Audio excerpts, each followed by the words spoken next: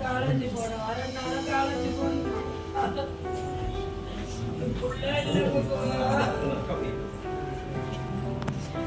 அவனுடைய புள்ள ரொம்ப அடிபட்டதுல இருந்து நாங்க படிக்க வச்சு கஷ்டப்பட்டு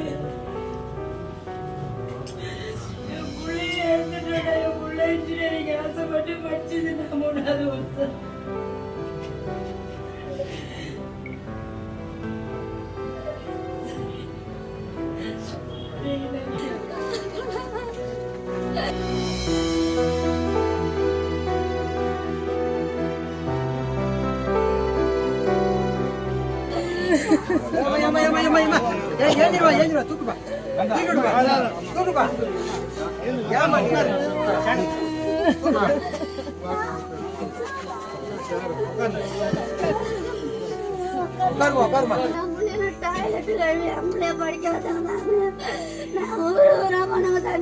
ராமேஸ்வரம் வரைக்கும் நான் தோப்பு வேலைக்கு போனவங்க சாமி என்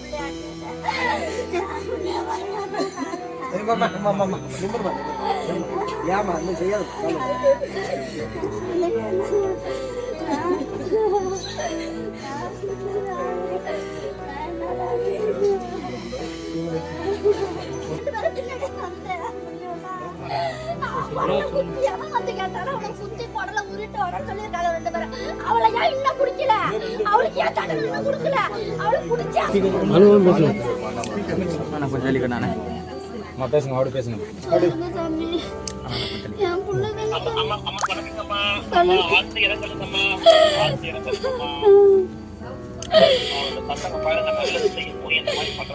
என் புள்ள எதுவுமே கேட்கலுங்க சாமி. என் புள்ள சாராய் வித்துக்கு தட்டி கேட்ட புள்ளதாங்க சாமி. என் புள்ள செல்லுதாமா சாமி பார்த்துட்டு இருந்தது. என் புள்ளைய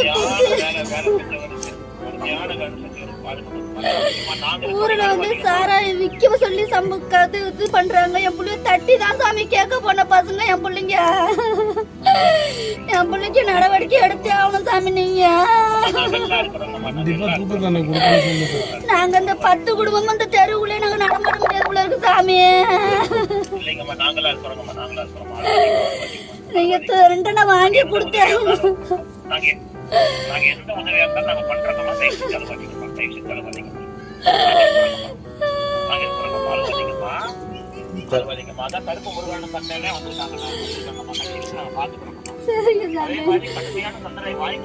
தண்டனை வாங்கி கொடுக்கணும் சாமி. நீங்க தான் சாமி தண்டனை வாங்கி கொடுக்கணும்.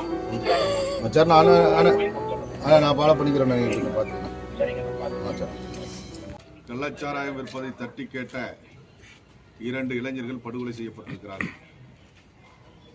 அவர்களை சந்திப்பதற்காக பாரதிய ஜனதா கட்சியின் சார்பில் இன்றைக்கு போயிருந்தோம்.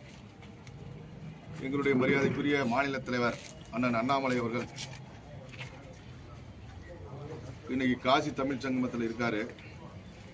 இருந்தாலும் கூட இன்னைக்கு அந்த குடும்பத்தை சேர்ந்தவங்ககிட்ட தொலைபேசி மூலமா பேசி அவருடைய ஆறுதலை தெரிவித்தார். அந்த குடும்பத்தாருடைய வருத்தம் என்னன்னு சொன்னா, தமிழ்நாட்டில் ஆட்சி செய்யக்கூடிய திராவிட முன்னேற்ற கழகத்தினுடைய அரசாங்கம்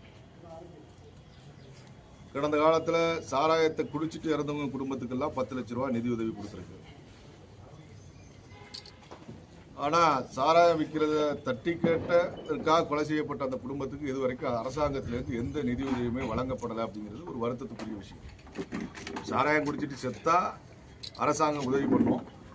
சாராயம் விற்காத அப்படின்னு தட்டி கேட்டு அதில் கொலை நடந்துச்சுன்னா அரசாங்கம் உதவி பண்ணாது அப்படிங்கிற மாதிரியான ஒரு சூழ்நிலை ஏற்பட்டிருக்கு. ஏன்னா அவர்களுடைய உடல் அடக்கம் செய்வதற்கு முன்பு அரசாங்கத்தினுடைய அதிகாரிகள் அந்த குடும்பத்தாரிடம் பேசி உங்களுக்கு அரசு உதவி தொகை கிடைக்கும், அதேமாரி அரசு வேலை அந்த குடும்பத்தை சேர்ந்தவங்களுக்கு கொடுக்குறோம் அப்படிங்கிற மாதிரி வாக்குறுதிகளை கொடுத்துருக்காங்க. அந்த வாக்குறுதி கொடுத்து அந்த உடல் அடக்கம் செய்யப்பட்டதற்கு பிறகு அரசு அதிகாரிகள் தரப்பிலிருந்து எந்த விதமான தொடர்பும் இல்லை, எந்த விதமான உதவியும் இல்லை அப்படிங்கிற மாதிரி அந்த குடும்பத்தில் இருக்கக்கூடியவங்களுடைய மனவேதனை. ரொம்ப ஏழ்மையான குடும்பம், குடியிருக்கிறதுக்கு ஒரு அரசாங்கத்தினுடைய வீடு கூட இல்லை அவங்களுக்கு. ஆனால் அரசாங்கம் இன்னைக்கு வந்து எத்தனையோ பிரதமர் மோடி அவர்களுடைய பேரில் வீடு கட்டும் திட்டம் இருக்குது, அதிலையாவது கொடுக்கலாம். ஏன்னா அது இவங்க தான் செலக்ட் பண்ணணும், யார் பயனாளிங்கிறத இங்கே இருக்கக்கூடிய அரசாங்கம் தான் செலக்ட் பண்ணணும்.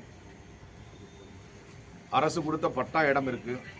இருந்தாலும் கூட அந்த மாதிரி மிக மோசமான ஏழ்மையான சூழ்நிலையில் இருக்கக்கூடிய அவங்களுக்கு ஒரு நல்ல வீடு கட்டி கொடுக்கறதுக்கு கூட அரசாங்கம் இதுக்கு முன்னாடியும் நடவடிக்கை எடுக்கல.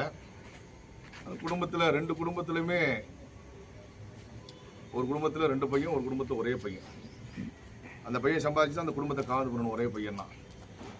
அந்த குடும்பத்துக்கு ஒரு வீடு கட்டி கொடுக்கறதோ, அரசு வேலை கொடுக்கறதோ, அதே மாதிரி அரசு உதவித்தொகை கொடுக்கறதோ கட்டாய தேவை அரசாங்கத்தின் மூலமா. செய்திகளை உடனுக்குடனும் துல்லியமாகவும் தெரிந்து கொள்ள சப்ஸ்கிரைப் பண்ணுங்க.